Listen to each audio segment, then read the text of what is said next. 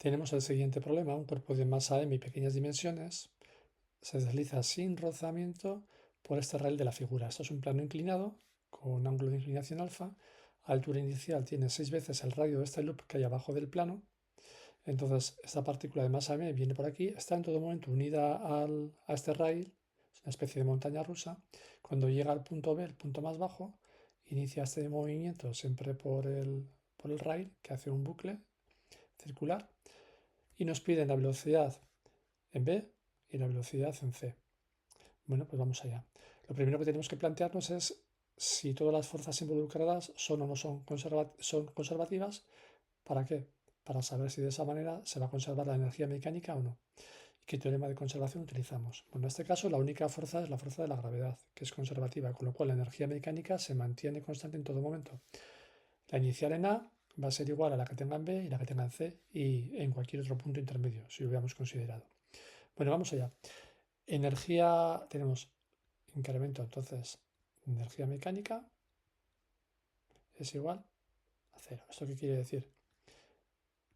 Que energía cinética inicial más energía potencial gravitatoria, puedo poner E sub P, puedo poner una U inicial, es igual a energía cinética final más energía potencial gravitatoria final.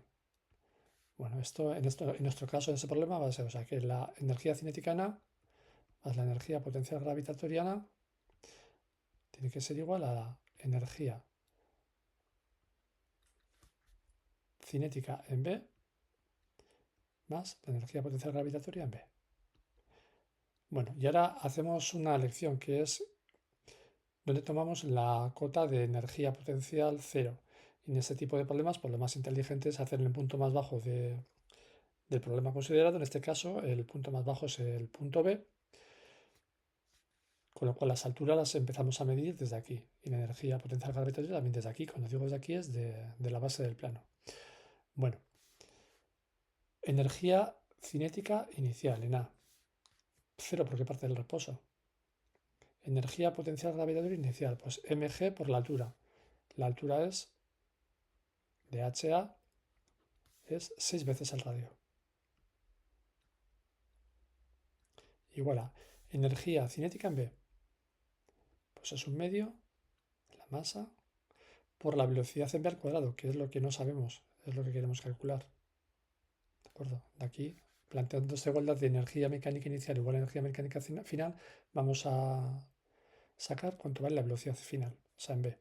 Más energía potencial gravitatoria en B, que hemos dicho que es cero, porque estamos tomando, sería mg por la altura, pero estamos tomando cota cero justo en la base del plano, pues más cero. Bueno, pues ya tenemos. Podemos ahora dividir ambos miembros de la ecuación por m. O sea, simplificamos en ambos lados y tenemos que G6R, y aquí tenemos un medio de V sub B al cuadrado. Bueno, multiplicamos por 2 los dos miembros de la ecuación, estos dos de aquí, quiero decir lo mismo. Pasamos al otro lado multiplicando, de derecha a izquierda multiplicando, tenemos 6 por 2, 12, 12 GR igual a V sub B al cuadrado. Esto es VB igual a raíz de 12 GR. Si queremos, este 12 es casi, tal como lo he escrito tan pegado, parece, se confunde el 12 con la R. Si queremos, 12 es igual a 3 por 4, o sea, a 3 por 2 al cuadrado, con lo que si queremos podemos escribir esto como 2. O sea, factorizar de esta manera y ya este 2 al cuadrado sale de la raíz como un 2 por 3GR. Bueno, yo casi lo dejaría de esta primera manera, porque si queríamos, por ejemplo, comparar este resultado con qué pasaría con diferentes alturas, pues igual nos interesa más dejar ese 12 dentro de la raíz tal cual está. Bien, eso es la primera parte del problema, pero también nos piden la velocidad en C. Bueno, para la velocidad en C, otro tanto es lo mismo. Tengo que, como la energía mecánica siempre se conserva, es el incremento de energía mecánica es cero, pues ahora tengo que energía cinética en B más energía potencial gravitatoria en B tiene que ser igual a energía cinética en C más energía potencial gravitatoria en C. Bien, ahora, ¿cuánto vale la energía cinética en B?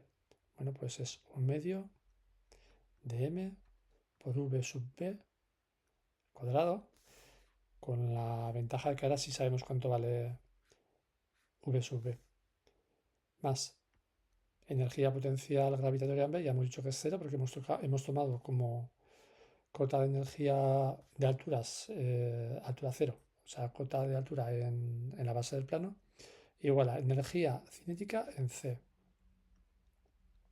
1/2 por m por vc, que es lo que no conocemos, al cuadrado, más energía potencial gravitatoria en C. Bien, como tenemos mg por la altura del punto C, que es 2 veces el radio, m por g por 2r, es mg por h. ¿De acuerdo? Bueno, nuevamente podemos simplificar las m's, dividimos los dos lados de la ecuación por m, y ahora, donde pone vb al cuadrado, ponemos raíz cuadrada de 12gr al cuadrado, luego 1/2 vb al cuadrado, que sería 12g, otra vez he escrito el 12 este muy pegado, ahí, g por r igual a 1/2 de vc cuadrado más 2r. Bueno, voy a pasar al lado izquierdo de la ecuación este 2r y me deja la g, perdón. 2gr. Ahí está. Entonces tengo 12 entre 2, 6. 6gr. 2gr que pasa restando al lado izquierdo es igual a 1/2 de vc cuadrado. Esto es 4gr igual a 1/2 de vc cuadrado. Luego este multiplico por 2 a ambos lados de la ecuación, tengo este 2 que está aquí dividiendo, pasa multiplicando, que es lo mismo al lado izquierdo, y voy a poner el vc a la izquierda, vc cuadrado igual a 8gr.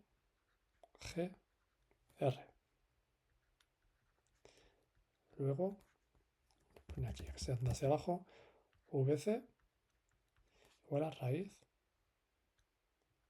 de 8gr. Que si quisiera lo podría escribir, 8 son 2 por 4, 2 por 2 al cuadrado, luego ese 2 al cuadrado sale fuera como un 2, 2, y me queda dentro otro 2, 2gr.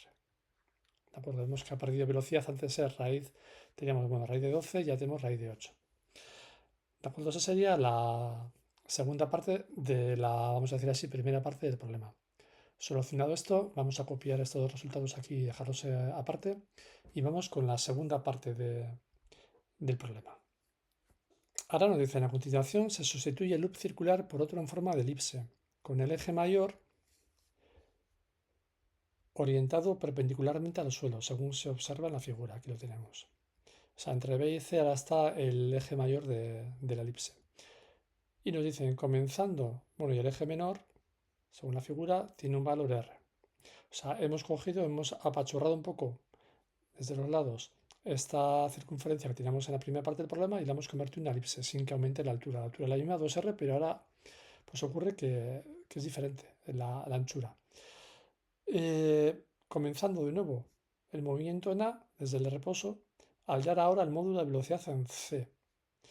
O sea, habrá que ir a B y luego a C. Bueno, el cálculo en B es el mismo que antes porque no hay ningún cambio. Entonces, en B sabemos que la velocidad en B, por lo que hemos calculado antes, la primera parte del problema de antes, es que VB era raíz de 12 G y R. Vale, y ahora, ¿cómo hacemos cuando nos han cambiado la forma del loop? ¿Cómo hacemos para calcular en C? Bueno, pues sencillo, no hay que echar ningún cálculo. No hay ninguna novedad en cuanto al tipo de fuerzas que intervienen. Sigue sin haber ningún tipo de rozamiento y lo único que es que este raíl por el cual desliza esta partícula de masa m, pues obliga a la partícula a moverse según la forma del raíl. Pero la energía mecánica se sigue conservando, o sea, se sigue verificando, porque todas las fuerzas involucradas son conservativas, que en todo momento la energía mecánica es constante. O sea, la suma de energía cinética más potencial gravitatoria es constante. Con lo cual, la pregunta que nos hacen, ¿cuánto vale la velocidad en c? Igual que antes. Aquí, cuando en la primera parte del problema, en la parte que está aquí dibujada en rojo, o sea, la segunda parte de la primera parte, cuando trabajamos con el loop, en ningún momento hemos tenido en cuenta qué forma tenía ese loop, si era circular o no. Hemos planteado que la energía mecánica aquí en B era igual a la energía mecánica en C. O sea, potencial gravitatoria en B más cinética en B era igual a potencial gravitatoria en C más cinética en C. Eso es lo que hemos planteado aquí. Pues ahora, cuando vamos a esta nueva parte del programa, tenemos lo mismo. Energía potencial más energía cinética en B es igual a energía potencial gravitatoria más energía cinética en C. Con lo cual, la respuesta, sin hacer ningún cálculo, es la misma. Eso sí, habría que explicar por qué esto es. Estamos trabajando con fuerzas conservativas, luego la energía mecánica se conserva en todo momento y, como sin más, el hecho de que vaya por esta raíl no nos importa cómo se consigue eso, simplemente es una ligadura del problema, es una obligación que tiene esa partícula a seguir por ahí y lo hace sin ningún tipo de rozamiento. Pues ya está. Planteando energía cinética más potencial en B igual a energía cinética más potencial en C, por ser todo fuerzas conservativas, ya tenemos esta solución al problema, igual que antes. No hay que echar ningún cálculo. Bueno, pues esto sería toda la solución al problema. Bueno, he añadido una parte más al problema, que sería volver a calcular la velocidad en el punto B si entre el plano inclinado y la partícula se da una fuerza de rozamiento cuyo coeficiente de rozamiento cinético es mu. Y nos dicen que se supone que el ángulo del plano y el coeficiente estático de rozamiento cumplen la condición de inicio de deslizamiento plano abajo. Bueno, vamos a ver qué es todo eso. O sea, ahora, por complicarnos un poco la vida, vamos a pensar que entre la partícula m, ese cuerpo de pequeña masa m, y el plano hay un coeficiente cinético de rozamiento mu. Vale, ¿qué diferencia hay ahora con todo lo anterior? Bueno, pues que ahora hay una fuerza no conservativa, con lo cual el teorema de conservación que tenemos que aplicar ya no es que incremento de energía mecánica por acero, sino que el trabajo de las fuerzas no conservativas, que es la fuerza de rozamiento, es igual a la variación de la energía potencial. Vale, la variación de la energía potencial va a ser como antes, energía cinética abajo del plano en B, más la potencia gravitatoria en B, abajo del plano, menos la energía, suma de energía cinética potencial arriba del plano. ¿No?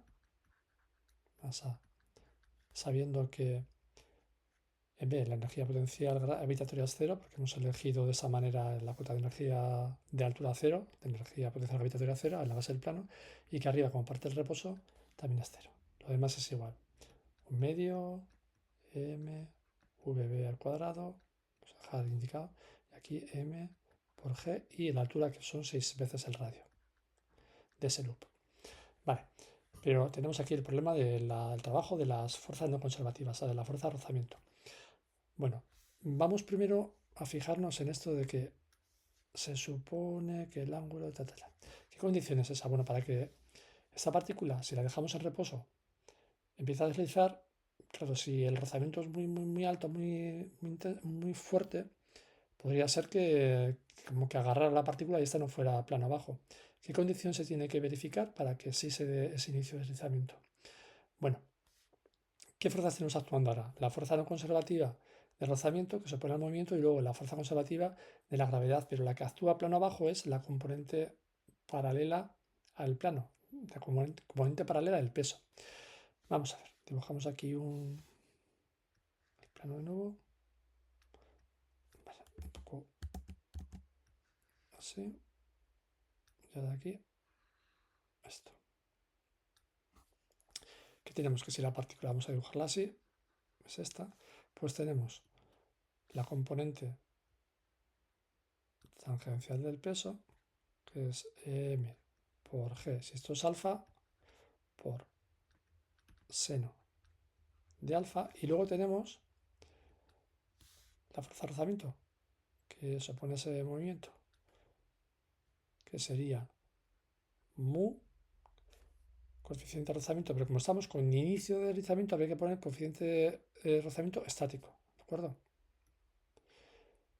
Por m por g, la componente normal del peso, que es por coseno de alfa. Bueno, entonces para que haya deslizamiento tiene que verificarse que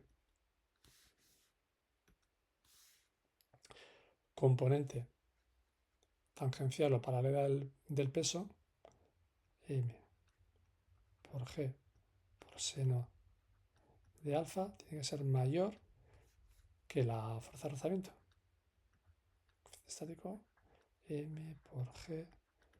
Esto no nos lo piden, nos dicen que sea esa condición. Bueno, pues ahora aquí puedo dividir ambos lados de esta inecuación por mg y tengo que seno de alfa es mayor que mu sub e por coseno. El coseno lo paso al lado izquierdo ecuación y tengo que tangente de alfa tiene que ser mayor que este coeficiente estático. Pues tiene su lógica. Tiene que estar más o menos inclinado, o sea, hacia más. Si está muy poco inclinado, esta tangente sería muy pequeña. Tangente de alfa igual a 0 es 0. Luego, según aumentamos alfa, va a ir aumentando hasta que alfa vale los pi medios o 90 grados, con lo cual esto tiene que tener una cierta inclinación para que sea mayor que ese otro número. De esta manera se iniciaría el deslizamiento. Aquí, sin más, nos dicen que se da, pero esa sea la condición, que podría ser una pregunta o un problema. Bueno, ahora con esto que ya sabemos, volvemos al problema que teníamos, que era cómo aplicamos este teorema. En caso de fuerzas no conservativas. Ya sabemos la parte derecha de esta ecuación, el incremento de la energía mecánica. Eso me parece con lo de antes. ¿Cuánto vale el trabajo de las fuerzas no conservativas, o sea, de la fuerza de rozamiento? Bueno, el trabajo de la fuerza de rozamiento aquí es igual. Bueno, pues a la fuerza por la distancia recorrida. Pero falta un detalle. Y como es un producto escalar, es por el coseno, el módulo es por el coseno del ángulo que forman. ¿Qué ángulo forman estas dos fuerzas? Bueno, el ángulo que forman, perdón, me estoy confundiendo. Producto del módulo de la fuerza de rozamiento, en este caso porque es constante, por el desplazamiento con su sentido, con su dirección, y por el coseno del ángulo que forman ambas. En este caso, que me iba a confundir con la componente tangencial del peso. En este caso, a ver otro color, digamos que el desplazamiento es en esta dirección, mientras que la fuerza de rozamiento se opone. Luego, este ángulo de aquí son pi radianes, 180 grados. Y el coseno de pi o del coseno de 180 grados es menos 1, con lo cual tengo que poner aquí un menos. Luego la componente normal del peso, que es lo que da la fuerza de rozamiento, multiplicado por mu, ahora sería mu dinámico, o cinético, el que nos da en el problema, por m, por g, por coseno de alfa, sí, y por la distancia. O sea, esto es general, es un integral de la circulación del vector de la fuerza o el desplazamiento a lo largo del camino que sigue. Eso en general. Cuando tenemos que el módulo de la fuerza es constante y el desplazamiento forma en este caso un ángulo de 180 grados, pues tenemos que es menos, o sea, es coseno de 180 módulo f por la distancia con este menos. Es lo que estamos aplicando aquí. Nos falta la distancia. La distancia es la distancia entre A y B. No nos dan el problema, pero el problema nos dan. En el plano inclinado nos están dando cuánto vale. Esto es un triángulo rectángulo, este plano inclinado, y conocemos este ángulo agudo y conocemos el cateto opuesto, la altura. Entonces conocemos la hipotenusa. S, vamos a llamar la distancia recorrida, va a ser cateto opuesto, h, entre el seno del ángulo alfa. O sea, 6r entre el seno de alfa. Lo llevamos aquí y tenemos trabajo de las fuerzas de rozamiento es el menos porque, insisto, forma 180 grados en la fuerza de rozamiento con la dirección en que hay movimiento por mu por mg coseno de alfa, o sea, la componente normal del peso multiplicado por el coeficiente cinético de rozamiento y por la distancia, que hemos dicho que es 6r entre seno de alfa. Vale, pues ahora, si este valor lo llevamos a este lado izquierdo de la ecuación y luego, donde tenemos incremento de, ponemos estos valores que hemos puesto aquí, con un menos, tenemos ya una manera de despejar la velocidad en B. Eso sería la solución del problema, ¿de acuerdo? Lo he añadido como una complicación más, una variante al problema, por no hacerlo tan sencillo y por hacernos pensar un poco más y porque de esta manera, pues bueno, pues tenemos que trabajar varios temas. El tema de esa condición de deslizamiento inicial, que era esto que hemos visto aquí, ¿vale? Os hago un repaso rápido. Lo que estábamos planteando es que para que haya ese deslizamiento inicial, la componente tangencial del peso tiene que ganarle a la fuerza de rozamiento. Y eso nos ha llevado a una condición para el ángulo de inclinación del plano con relación al coeficiente de rozamiento estático. Si esto se cumple, se inicia el movimiento. Y luego, para saber cómo es la ecuación del movimiento, ¿no? Cómo son la velocidad, que es lo que nos importa al final, no nos importa la ecuación del movimiento, la velocidad final, aplicamos el teorema de conservación de las fuerzas cuando hay fuerzas no conservativas, que nos dice que el trabajo de las fuerzas conservativas es igual al incremento de la energía mecánica. Energía mecánica, incremento es suma de energía cinética más potencia gravitatoria abajo en B, final, menos la inicial en A. Y luego el trabajo de la fuerza no conservativa es producto escalar de la fuerza por el desplazamiento. Al ser producto escalar involucra un coseno del ángulo que forman fuerza involucrada y desplazamiento. Como en este caso la fuerza y el desplazamiento forman un ángulo de 180 grados de pi radianes, tenemos un signo menos. Luego ya aplicamos los módulos y también nos faltaba saber la distancia. La distancia no nos da el problema, pero la calculamos a partir de la altura y del ángulo. Y ya lo tendríamos todo. ¿De acuerdo? De ahí habría que despejar la velocidad en B. Bueno, pues eso sería todo. Las dos primeras partes del problema yo creo que son relativamente sencillas y la última un poco más complicada, pero sobre todo más que el cálculo final, que ya veis que no, además no lo hago aquí al final, lo dejo para hacer, es el plantear bien el problema, plantear esta ecuación, este teorema de conservación, puede ser de no conservación si pensamos en que hay una variación, que o sea que la variación de la mecánica no es cero, pero es como decir, bueno, una parte más de esa energía es el trabajo que hacen las fuerzas no conservativas, ¿de acuerdo? Es una manera de hablar, pero ese es el teorema que hay que aplicar. Trabajo de las fuerzas no conservativas es igual a la variación de la energía mecánica, o sea, energía mecánica final menos energía mecánica inicial. Eso, plantearlo, saber plantearlo y luego, sobre todo, saber calcular cuál es el trabajo de las fuerzas de rozamiento, con esa peculiaridad del signo este menos. Bueno, pues eso sería todo. Venga, gracias.